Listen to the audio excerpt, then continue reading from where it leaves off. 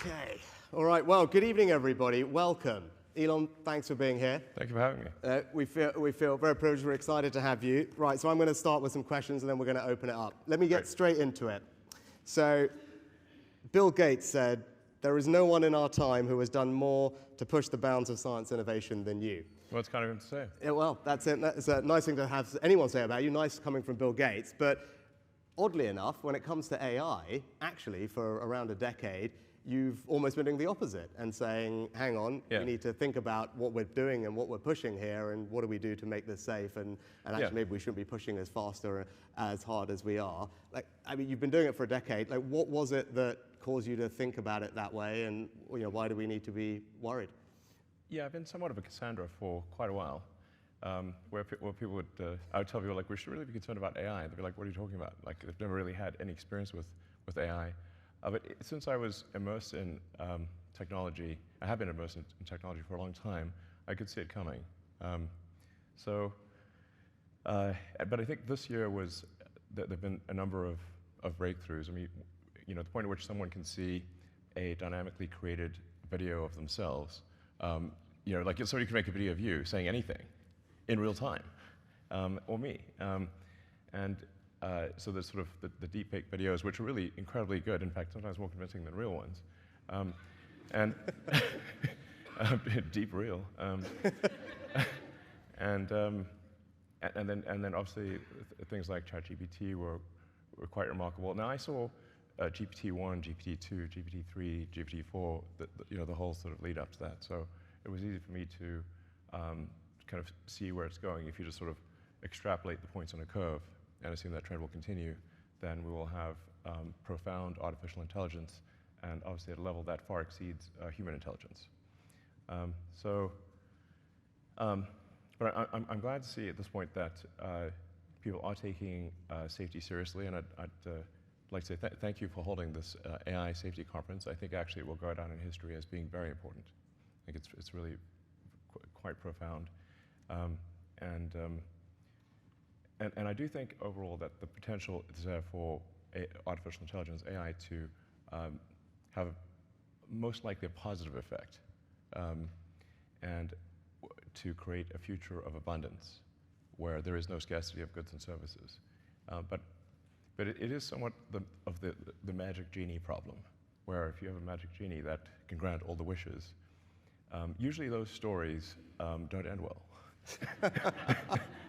Be careful what you wish for, including wishes. Yeah. So you talked a little bit about the summit, and thank you for being engaged in it, which has been great, and people enjoyed having you there, participating in this dialogue. Now, one of the things that we achieved today in the meetings between the companies and the leaders was an agreement that externally, ideally governments, should be doing safety testing of models before they're released. Yeah. I think this is something that you've spoken about a little bit. It was something we worked really hard on because my job in government is to say, hang on, there is a potential risk here, not a definite risk, but a potential risk of something that could be bad. Yeah. My job is to protect the country. Yes. And we can only do that if we develop the capability we need in our safety institute and then go in and make sure we can test the models before they are released. Delighted that happened today, but what's your view on what we should be doing, right? You've talked about the potential risk, right? Again, we don't know, but what are the types of things governments like ours should be doing to manage and mitigate against those risks? Well, I generally think that it is good for government to play a role when the public safety is at risk. So, really for the vast majority of software, the public safety is not at risk. I mean, if the app crashes on your phone or your laptop, it's not a massive catastrophe. But when you're talking about digital superintelligence, I think, which does pose a risk to the public, then there is a role for government to play to safeguard the interests of the public. And this is, of course, true in many fields, aviation, cars. I deal with regulators throughout the world because of Starlink being communications, rockets being aerospace, and cars, being vehicle transport. So I'm very familiar with dealing with regulators, and I actually agree with the vast majority of regulations. There's a few that I disagree with from time to time, but 0.1% probably, or less than 1% of regulations I disagree with. So, and there is some concern from people in Silicon Valley who've never dealt with regulators before, and they think that this is going to just crush innovation and slow them down and be annoying. But and it will be annoying. It's true. They're not wrong about that.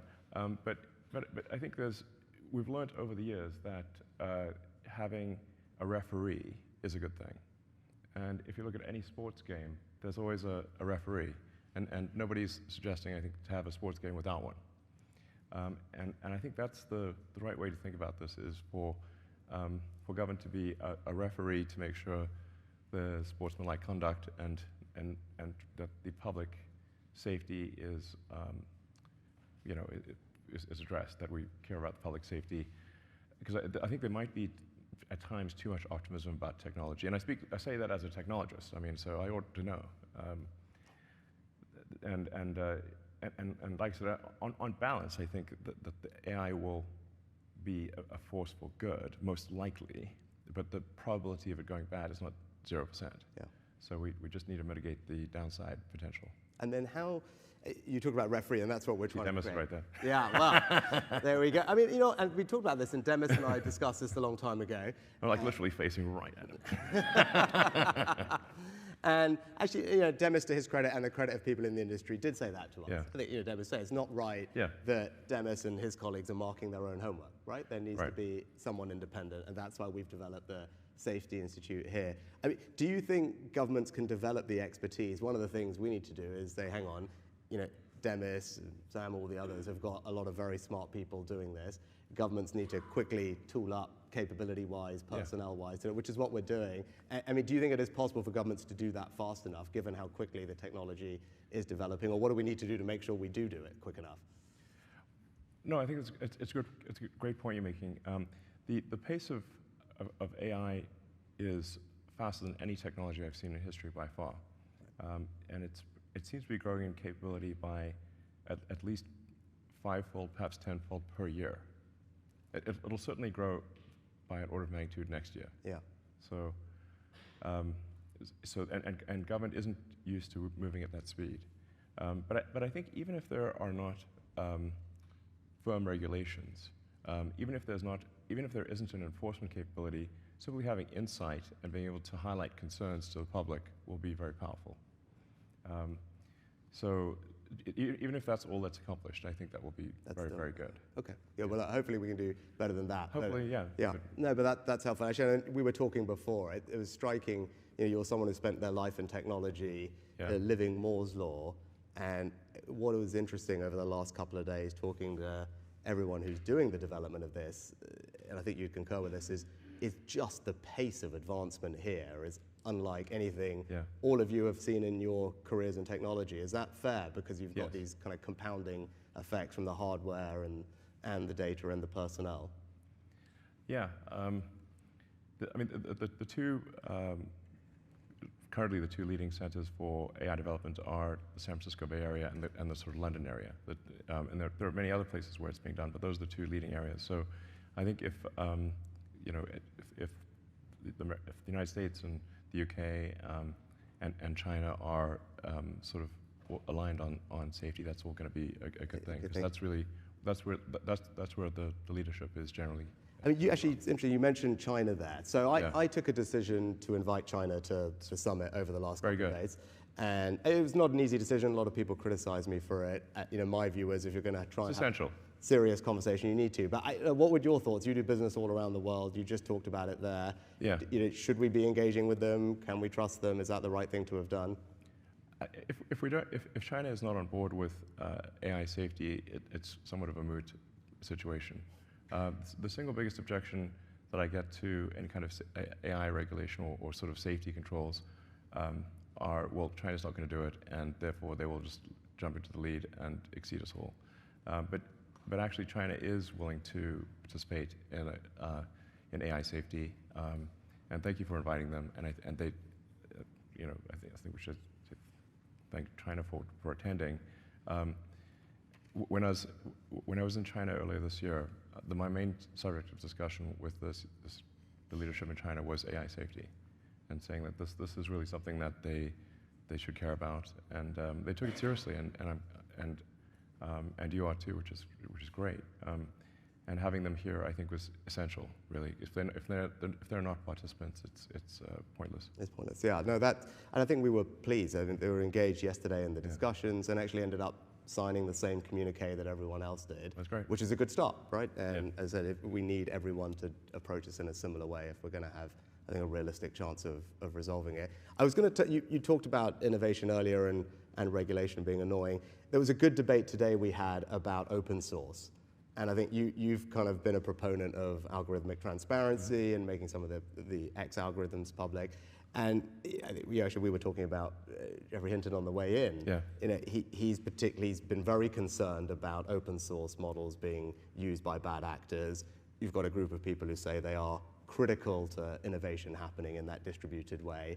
Look, it's a trick. There's probably no perfect answer, and there is a tricky balance.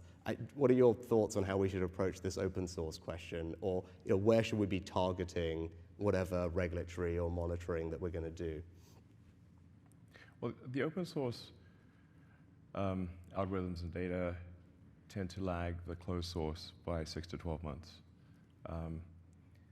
But given the rate of improvement, there's actually therefore quite a big difference between the closed source and the open. If things are improving by a factor of, let's say, 5 or more, then being a year behind you're 5 times worse. So it's a pretty big difference, and that might be actually an okay situation. But it certainly will get to the point where you've got open source AI that can do that will start to approach human level intelligence or perhaps exceed it. I don't know quite what to do about it. I think it's somewhat inevitable that there'll be some amount of open source, and I guess I would have a slight bias towards open source, because at least you can see what's going on, whereas closed source, you don't know what's going on. Now, it should be said with AI that even if it's open source, do you actually know what's going on? Because if you've got a gigantic data file and sort of billions of data points or weights and parameters, you can't just read it and see what it's going to do. It's a gigantic file of inscrutable numbers. You can test it when you run it. You can test it. You can run a bunch of tests to see what it's going to do, but it's probabilistic as opposed to deterministic. It's not like traditional programming where you've got very discrete logic and the outcome is very predictable, and you can read each line and see what each line's going to do. A neural net is just a whole bunch of probabilities. I mean, it sort of ends up being a giant comma-separated value file. It's like, our digital God is a CSV file? Really? Okay. But that is kind of what it is. Yeah.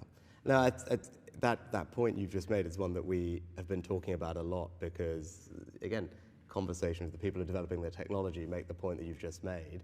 It is not like normal software where there's predictability about inputs improving leading to this particular output improving. Yeah. And as the models iterate and improve, we don't quite know what's going to come out the other end. I think Demis would agree with that, which is why I think there is this bias for, look, we need to get in there while the training runs are being done before the models are released to understand what is this new iteration brought about in terms of capability, which it sounds like you would agree with. I was going to shift gears a little bit. You've talked a lot about human consciousness, human agency, which actually might strike people as strange, given that you are known for being such a brilliant innovator and technologist, but it's quite heartfelt when I hear you talk about it and the importance of maintaining that agency in technology and preserving human consciousness. Yeah. Now, that kind of links to the thing I was going to ask is, when I do interviews or talk to people out and about in this job about AI, the thing that comes up most actually is probably not so much the stuff we've been talking about, but jobs. It's what does AI mean for my job? Yeah. Is it going to mean that I don't have a job, or my kids are not going to have a job? Now, my answer as a policymaker, as a leader, is actually AI is already creating jobs, and you can see that in the companies that are starting. Also, the way it's being used is a little bit more as a co-pilot necessarily versus replacing the person. There's still human agency, but it's helping you do your job better, which is a good thing. And as we've seen with technological revolutions in the past, clearly there's change in the labor market, the amount of jobs. I was quoting an MIT study today that they did a couple of years ago, something like 60% of the jobs at that moment didn't exist 40 years ago, so Sure. hard to predict. And my job is to create an incredible education system, whether it's at school, whether it's retraining people at any point in their career, because ultimately if we've got a skilled population, they'll be able to keep up with the pace of change and have a good life. But it's still a concern. And what would your kind of observation be on AI and the impact on labor markets and people's jobs, and how they should feel about that as they think about this? Well, I think we are seeing the most disruptive force in history here. Where we have for the first time, we will have for the first time something that is smarter than the smartest human. And that, I mean, it's hard to say exactly what that moment is, but there will come a point where no job is needed. You can have a job if you want to have a job for sort of personal satisfaction, but the AI will be able to do everything. So I don't know if that makes people comfortable or uncomfortable. That's why I say if you wish for a magic genie, that gives you any wishes you want, and there's no limit. You don't have those three wish limit nonsense. You just have as many wishes as you want. It's both good and bad. One of the challenges in the future will be, how do we find meaning in life if you have a magic genie that can do everything you want? I do think it's hard, when there's new technology, it tends to usually follow an S-curve. In this case, we're going to be on the exponential portion of the S-curve for a long time. And you'll be able to ask for anything. It won't be, and we won't have universal basic income. We'll have universal high income. So in some sense, it'll be somewhat of a leveler or an equalizer, because really, I think everyone will have access to this magic genie, and you'll be able to ask any question. It'll certainly be good for education. It'll be the best tutor you could, and the most patient tutor. Sit there all day. But there will be no shortage of goods and services. We'll be an age of abundance. I think I'd recommend people read Ian Banks. The Banks culture books are probably the best envisioning. In fact, not probably. They're definitely by far the best envisioning of an AI future. There's nothing even close. So I'd really recommend Banks. I'm a very big fan. All his books are good. There's not say which one. All of them. So that'll give you a sense of what is I guess a fairly utopian or protopian future with AI. Yeah. Which is good from as you said, it's a universal high income, which is a nice phrase, and it's good from a kind of materialistic sense, age of abundance. Actually, that it kind of then leads to the question that you posed, right? I'm someone who believes work gives you meaning, right? I talk a lot about that as I think work is a good thing. It gives people purpose in their lives, and if you then remove a large chunk of that, what does that mean, and where do you get that? Yeah. Where do you get that drive, that motivation, that purpose? I mean, you were talking about it. You work a lot of hours. I do. As I was mentioning when we were talking earlier, I have to somewhat engage in deliberate suspension of disbelief because if I'm putting so much blood, sweat, and tears into a work project and burning the 3 a.m. oil, then I'm like, wait, why am I doing this? I can just wait for the AI to do it. I'm just lashing myself for no reason. Yeah. I must be a glutton for punishment or something. We call Demis and tell him to hurry up, and then you can have a holiday, right? That's the plan. Yeah, no, it's a tricky thing, because I think part of our job is to make sure that we can navigate to that very, I think, largely positive place that you're describing. It is, I think, and help largely help people positive, through it between now and then, because these things bring a lot about change in the labor market, as we've seen. Yeah, I think it probably is generally a good thing, because there are a lot of jobs that are uncomfortable or dangerous or sort of tedious, and the computer will have no problem doing that. Be happy to do that all day long. So, it's fun to cook food, but it's not that fun to wash the dishes. But the computer is perfectly happy to wash dishes. And I guess there is, we still have sports like where humans compete in like the Olympics, and obviously a machine can go faster than any human, but we still humans race against each other, and and have have these sports competitions against each other where even though the machines are better, they're still, I guess, competing to see who can be the best human at something. Yeah. And people do find fulfillment in that. Yeah. So I guess that's perhaps a good example of how even when machines are faster than us, stronger than us, We still find a way. we still enjoy competing against other humans to at least see who's the best human. Yeah. That's a good analogy. And we've been talking a lot about managing the risks. Just before we move on and finish on AI, is just talk a little bit about the opportunities. You're engaged in lots of different companies, Neuralink being an obvious one, which is doing some exciting stuff.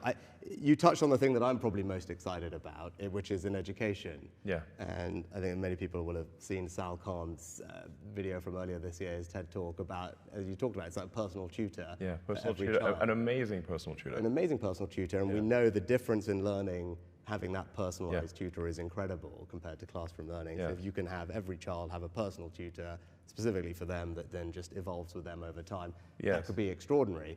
And so that, for me, I look at that, I think, gosh, that is within reach at this point, and that's one of the benefits I'm most excited about. Like when you look at the landscape of things that you see as possible, what is it that you are particularly excited about? I think certainly AI tutors are going to be amazing.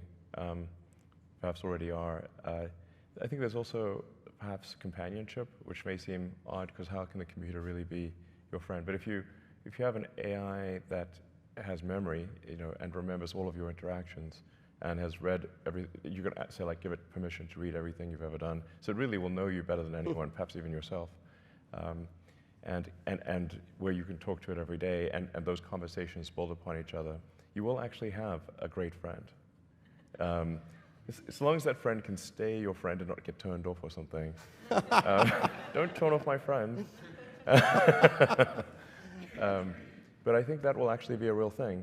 And one of my sons is sort of has some learning disabilities and has trouble making friends actually. And I was like, well, an AI friend would actually be great for him. Oh, okay. That was a surprising answer, but that's actually worth reflecting on. So it's really interesting. I mean, we're already seeing it actually as we deliver, psychotherapy anyway, now doing far more by digitally and by telephone to people, and it's making a huge difference. And you can see a world in which actually, AI can provide that social benefit to people. Just a quick question on X, and then we should open it up to everybody. You made a change. Made many changes, but quite a few. One of the changes. You love that letter. Yeah. I've got a real thing about it. You really do. You really do. One of the changes, which kind of goes into the space that we have to operate in, and this balance between free speech and moderation is something we grapple with as politicians. Sure. You were grappling with your own version of that, and you moved away from a kind of manual human. Way of doing it, the moderation, to the community notes, and I think that's it was an interesting change, right? It's not what everyone else has done. It would be good. What was the reasoning behind that, and why do you think that is a better way to do that? Part of the problem is if you empower people as censors, then there's going to be some amount of bias they have, and then whoever appoints the censors is effectively in control of information. So then. The idea behind community notes is, well, how do we have a consensus-driven, so it's not really censoring it, but consensus-driven approach to truth. How do we make things the least amount untrue? Like you can say, like, one can't perhaps get to pure truth, but you can aspire to be more truthful. So the thing about community notes is it doesn't actually delete anything, it simply adds context. Now that context could be, this thing is untrue for the following reasons. But importantly with community notes, everything is open source actually, so you can see the software, every line of the software, you can see all of the data that went into a community note, and you can independently create that community note. So if you see manipulation of the data, you can actually highlight that and say, well, there appears to be some gaming of the system, and you can suggest improvements. So it's maximum transparency, which is, I think, combined with the kind of wisdom of the crowds and transparency to get to a better answer, isn't it? And really, one of the key elements of community notes is that in order for a note to be shown, people who have historically disagreed must agree. And there is a bit of AI usage here. So we'll populate a parameter space around each contributor to community notes, and then a parameter space. So everyone's got basically these vectors associated with them. So it's not as simple as right or left. It's saying it's several hundred vectors that because things are more complicated than simply right or left. And then we'll do sort of inverse correlation. Say like, okay, these people generally disagree, but they agree about this note. Okay, so then that gives the note credibility. Okay. Yeah, Oh, that's the core of it, and it's working quite well. Yeah. I've yet to see a note actually be present for more than a few hours that is incorrect. So the batting average is extremely good. And when I ask people, say, oh, they're worried about community notes sort of being disinformation, I'm like, send me one, and then they can't. So I think it's quite good. I mean, the general aspiration is with the X platform is to inform and entertain the public, and to be as accurate as possible and as truthful as possible, even if someone doesn't like the truth. You know, people don't always like the truth. No. Not always. But that's the aspiration, and I think if we stay true to the truth, then I think we'll find that people use the system to learn what is going on, and to learn. I think actually truth pays. So I think it'll be what I mean. Assuming you don't want to engage in self-delusion, then I think it's the smart move.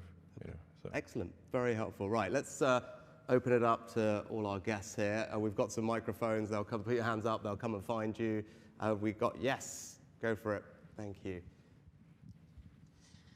Good evening, Alice Bentinck from Entrepreneur First. Thank you for a fascinating conversation. I suppose a question for each of you. Prime Minister, the UK has some of the best universities in the world. We have the talent. What will it take for the UK to be a real breeding ground for unicorn companies? And Elon, being a founder in the UK is still a non-obvious career choice for the most exceptional technical talent. What are the cultural elements that we need to put into place to change this? Thank you both. John, you want to go first? Go for it. Sure. Well, you're right that there are cultural elements where you know the culture should celebrate creating new companies, and there should be a bias towards supporting small companies, because they're the ones that need nurturing. The larger companies really don't need nurturing. So you know, just you can think of it sort of like a garden. If it's a little sprout, it needs nurturing. If it's a mighty oak, it doesn't need quite as much.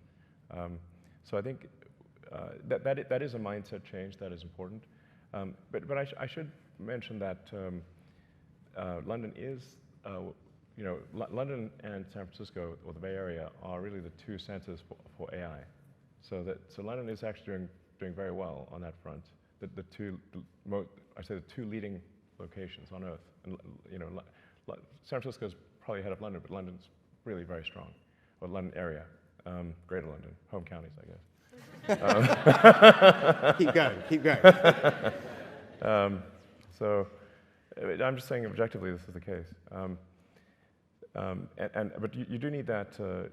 You need the infrastructure. You need landlords who are willing to rent to new companies. You need law firms and accountants that are willing to support new companies, and it's generally it is a mindset change, and I think some of that is happening. But I think really it's just culturally people need to decide this is a good thing.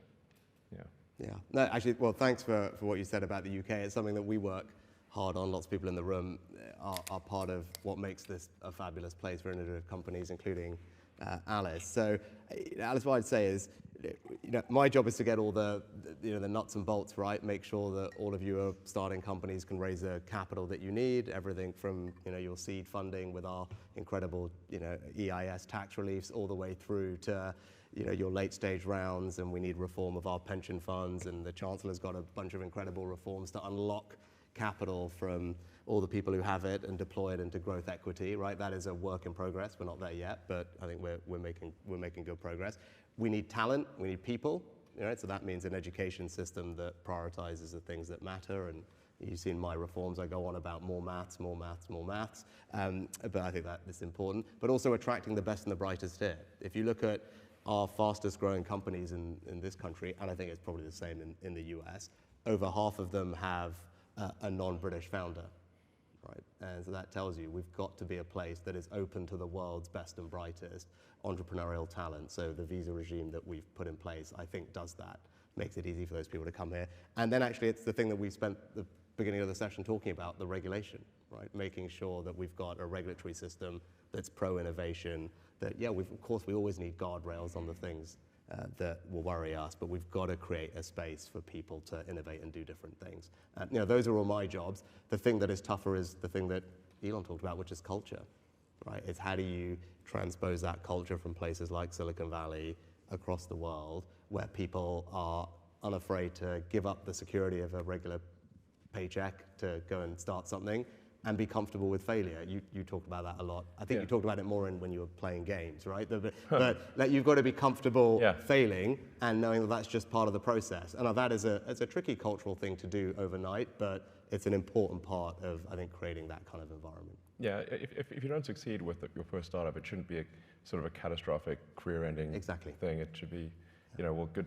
I think it generally should be like, well, you gave it a good shot, and now try again. And exactly. Yeah. And it's so one thing I was going to mention is, like, obviously creating a company is sort of a high risk, high reward situation, but I don't know quite how it works in the UK. I think it's probably better than continental Europe, but the stock options are very difficult in most parts of Europe. I'm not sure how it is in the UK, but if somebody's basically going to risk their sort of life savings and the vast majority of startups fail. So, I mean, you hear about the startups that succeed, but most startups consist of, a massive amount of work followed by failure.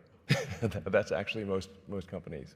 And so it's a high risk, high reward, and so the high reward part does need to be there for it to make sense. Yeah, I think that was a very soft pitch for a tax policy.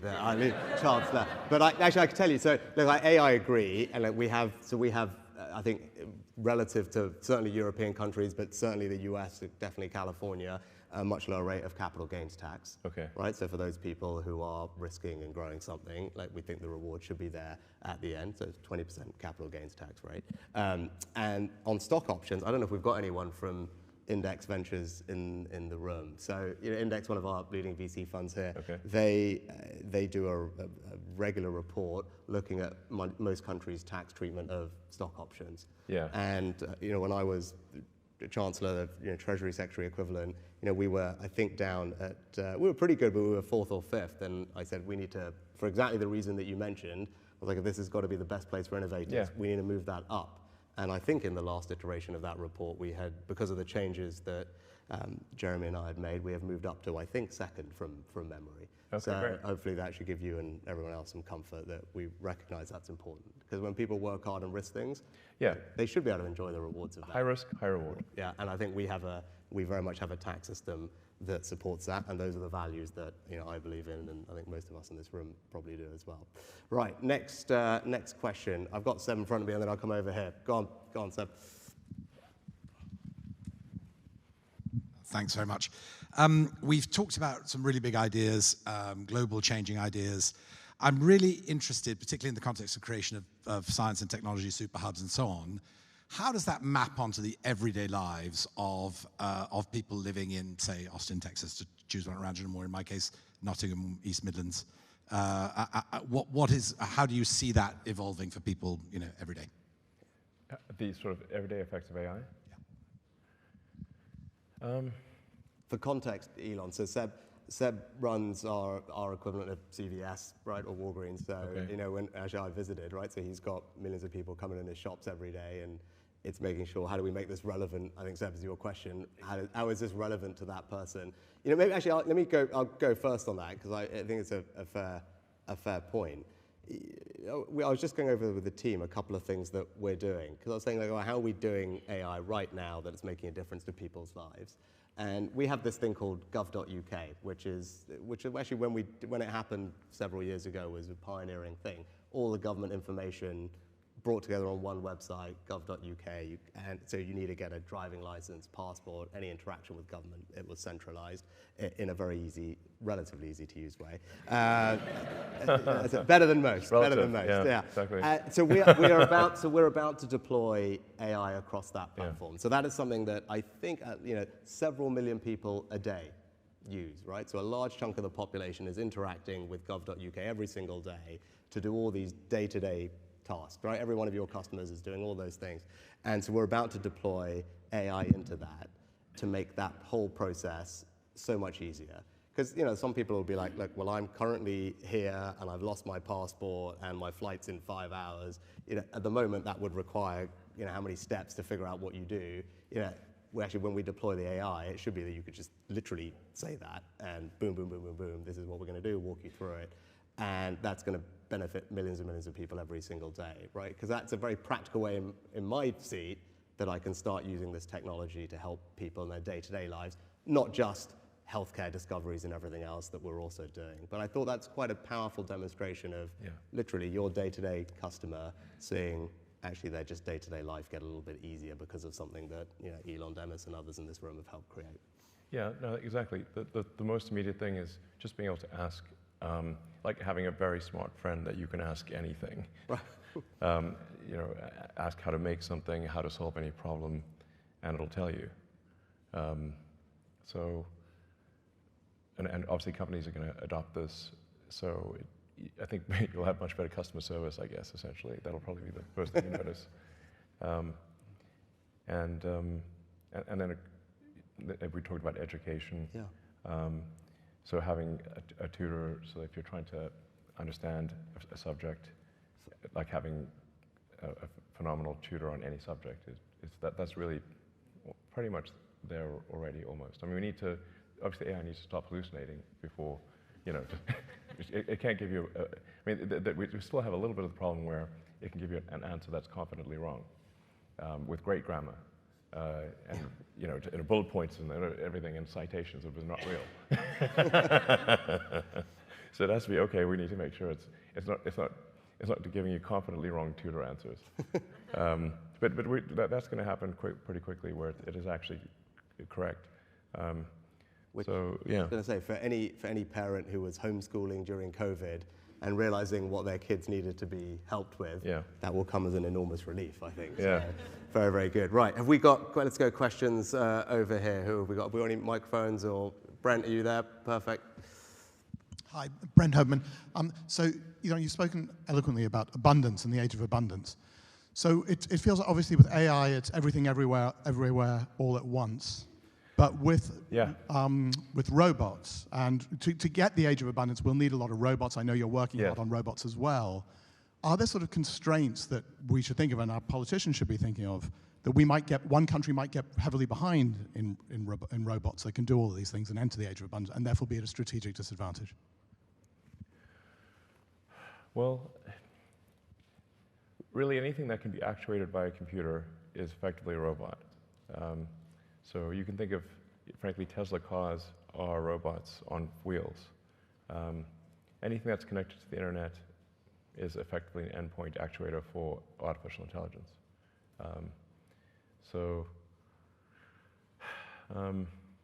You've got Boston Dynamics. Obviously, they've been making impressive robots for a while. I think they're, at this point, mostly owned by Hyundai, so I guess Hyundai is probably going to make robots that are humanoid and some rather interesting shapes that I wasn't anticipating, like the one that looks like has wheels and looks sort of like a kangaroo on wheels. I'm not sure what that is, but looks a little demented, frankly. But there's going to be all sorts of robots.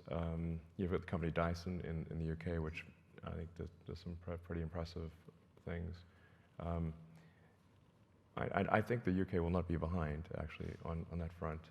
UK also has ARM, which is really the best, one of the best, perhaps the best, in chip design in the world.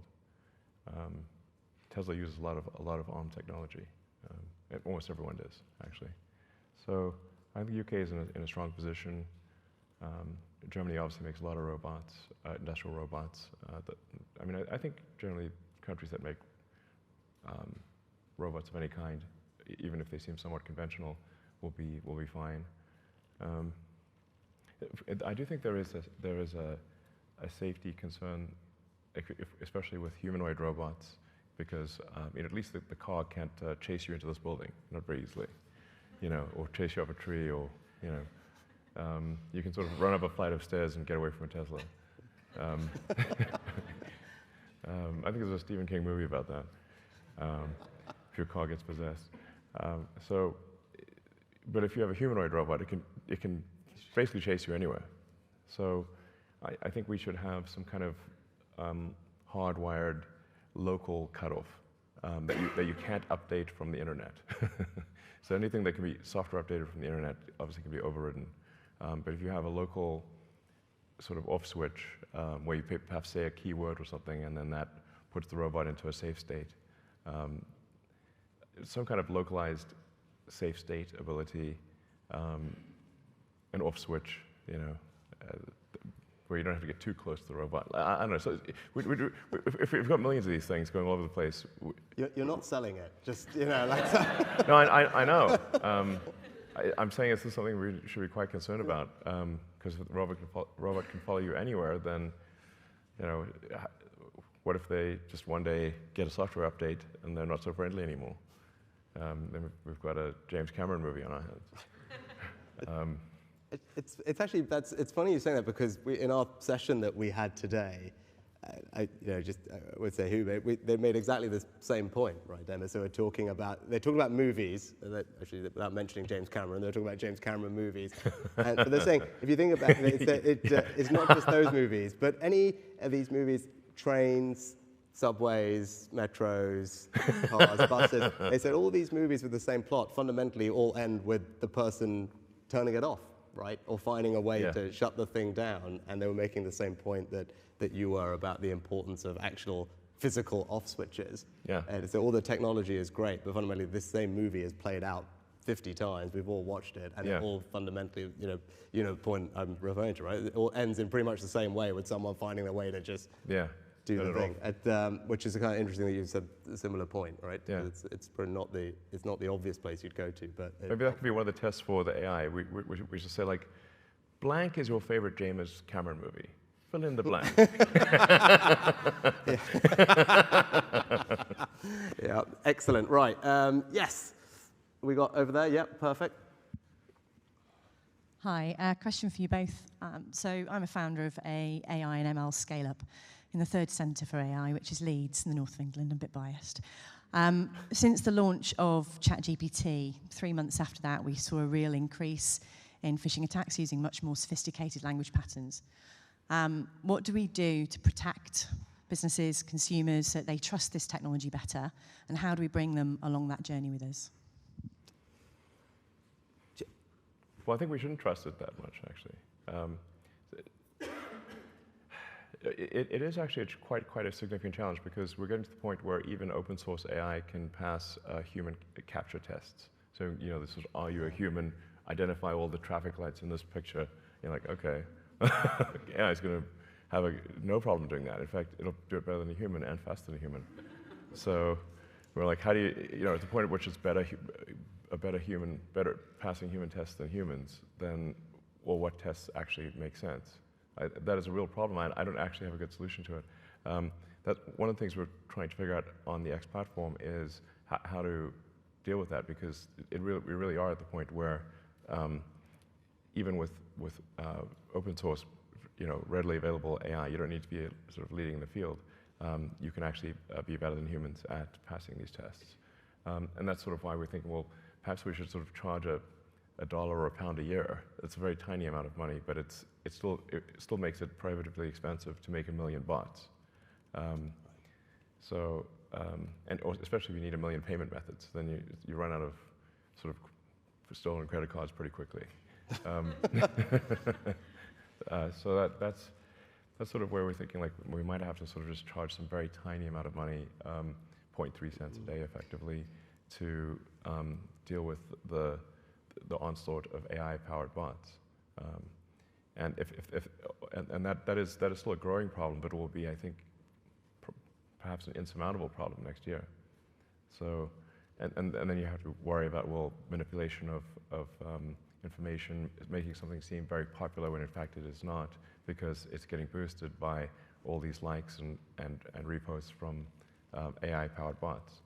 So that's why I sort of think somewhat inevitably it leads to some small payment in order to dramatically increase the cost of a bot. So frankly, I think probably any social media system that doesn't do that will simply be overrun by bots. Okay. I think my general answer would be, we need to show that we are on top of mitigating the risks, right? So people can trust the technology. That's what actually the last couple of days has been about on the Safety Summit, is just showing, we're investing in the Safety Institute, having the people who can do the research on these things to figure out how we mitigate against them. And we have to do it fast, and we have to keep iterating it. Because I think all of us probably in this room believe that the technology can be incredibly powerful, but we've got to make sure we bring people along that journey with us, that we're handling the risks that are there. And as I said, there's a job to do. And the last couple of days, I think we made good progress on it, because we want to focus on the positives and manage these things, but that requires action. And that's what the last couple of days has been about. Your story, analogy there was part of the research that actually, the team working on the task force here published and presented yesterday. I don't know if you saw it. Was which is essentially that it was using AI to create a ton of fake profiles on social media and then infiltrate particular groups with particular information. Yeah. Right? And actually, at the moment, that is, to your point, that is like cost-free. It's getting to the point where it's like, really, you can have 100 for a penny, sort of thing. Ridiculous. And if you think about some of these social networks at quite a neighborhood or town level, it's not that many fake profiles that you need to quickly create. Suddenly they're everywhere, and there's some local issue that might be of importance, and the team have run versions of how that would look like, and suddenly they're interacting with everybody and then spreading misinformation around. Yeah, no, it's exactly a real challenge. Right? We literally, as part of the research that we published on misinformation yesterday, it's a real challenge. Yeah, exactly. And to your point, I mean, the images, you don't even need to steal somebody's picture, because then that's traceable, but you can actually just say, create a new image of a person, realistic looking, but doesn't exist, and then create a biography, realistic, but doesn't exist, and do that en masse. And practically the only way you'll be able to tell is that the grammar is too good. Dead giveaway. Yeah. No typos? Come on. Now, I'm getting waved at because I think we are out of time. I know we take one very brief last question, and let's make it go on. Yes, sir, go on, you're right in front of me, go on. Thank you for the opportunity. Elon, question for you, related to the X platform. Are there simple things we can do, especially when it comes to visual media? You alluded to the fact that it's fairly straightforward and effectively free to make people like yourselves say and do things that you never said or did. Yeah. Can we do something like cryptographically signed media? I'm from Adobe. We're working on this project. Yeah. Twitter was a member. Love to see X come back. Okay. Digitally signed media to indicate not only what was created by AI, but what came from a camera, what was real, to imbue a sense of trust in media that can go viral. That sounds like a good idea, actually. So if some way of authenticating would be good.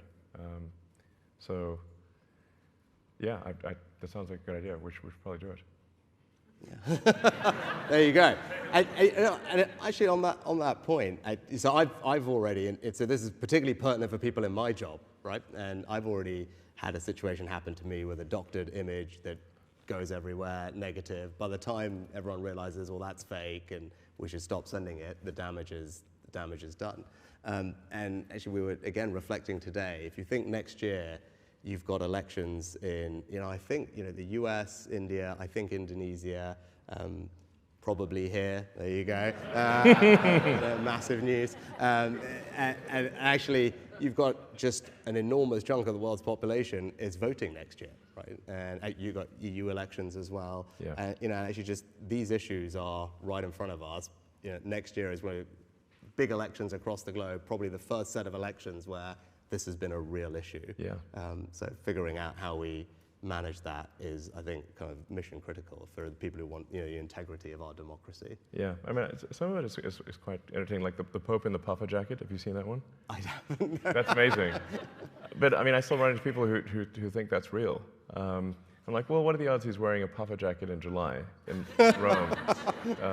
Be sweating. But it actually looked quite dashing, I have to say. In fact, I think AI fashion is going to be a real thing. So I don't mean doom and gloom. But like we live in the most interesting times, and I think this is it is, like 80% likely to be good and 20% bad. And I think if we're cognizant and careful about the bad part, on balance, actually, it will be the future that we want, or the future that is preferable.